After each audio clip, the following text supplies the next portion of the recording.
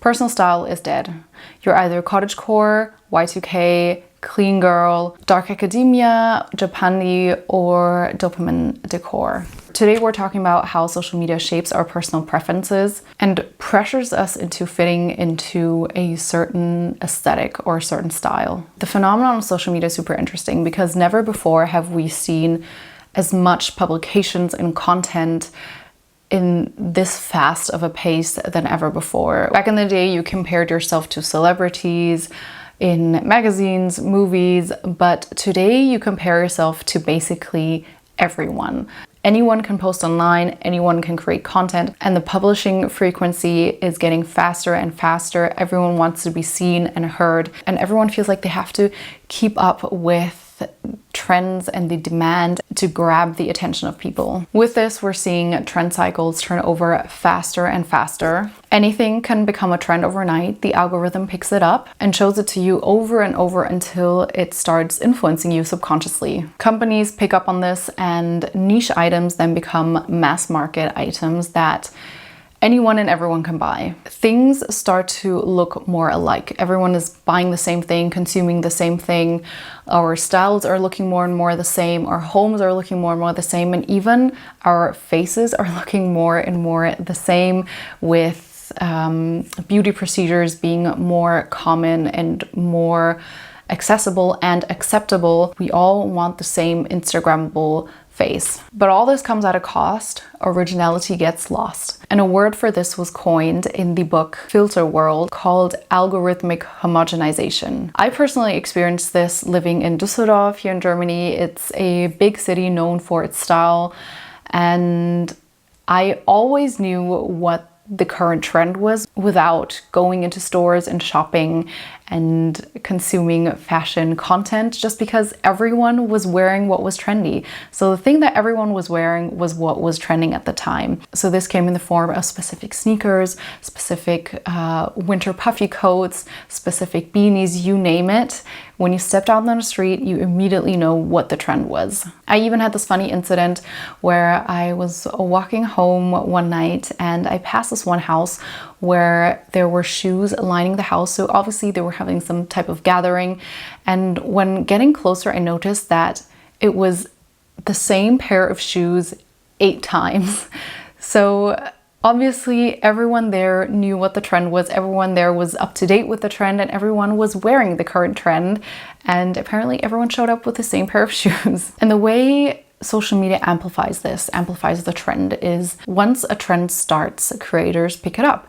They start posting more about it, multiplying the content that is out there to the specific style or item, and the algorithm then picks that up and pushes it more. We start seeing more and more of the same style, the same design, and we subconsciously kind of get brainwashed until we feel like we really want this as well. It is pressure masked as desire. We are social beings, so what the algorithm tells us everyone is loving and using and having, we also want to have and use and love because we want to belong. We don't want to miss out, and what everyone else is saying is good, we believe must also then be good. The online community coined the term house dysmorphia, and I would argue that we also have style dysmorphia. Seeing all these perfectly styled homes and outfits, we create this unreasonable standard of our own that we compare our own house and style to. It warps how we see our house, our style, and we start thinking everything that we have is not good enough because we keep comparing it to this unattainable standard. Your house is lived in, it's being used every day, it needs to be practical, and that does not always translate in pretty or Instagrammable. Your house is just not perfect in contrast to what we see online. We start focusing in on the little things that we feel like are imperfections or eyesores that no one else would realistically notice. We start thinking everyone's homes and everyone's style is perfect. You're the only one that is messy, unaesthetic, when in truth that is just not true. We hear this a lot of times, that social media is a highlight reel. It's not the reality, and we know this maybe logically, but I think emotionally we still don't understand this. Even if you look at my Instagram or My YouTube is also a highlight reel. You should see the room that I'm filming in right now. It is absolutely chaos. You can see a little bit of laundry folded here, but I intentionally cut everything off and of course put some makeup on my face to make myself look presentable. But this is also in a sense the highlight of my morning, or the highlight of this room right now that I'm showing you guys. I fell into this trap of house dysmorphia, style dysmorphia, and I still do sometimes. I thought I had to kind of figure out what my style was. What would I say is my aesthetic? And I fell down this rabbit hole of where I tried out different styles of classic and girly, frilly, maybe more cool, tomboyish, skater. And each style that I tried it out like I did a signature scent. I went all out and did only that style, and I wondered why I wasn't completely satisfied, because I kept putting myself into a box until someone told me you can do whatever you want. And it sounds so simple, and in hindsight I feel a little bit stupid that I thought like this, so please don't tell me I'm the only one. But you don't have to be able to define your style. You can be one thing today and something completely different the next day.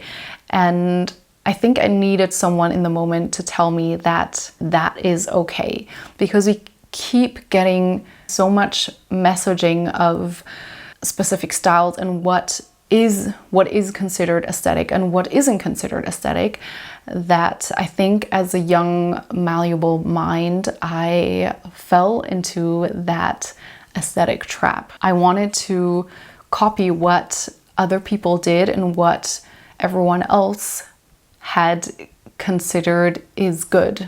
So as a wise person once told me, do whatever you want. And I think it is the mix of styles and that very specific taste of what you like and don't like that makes it unique, that makes it your style.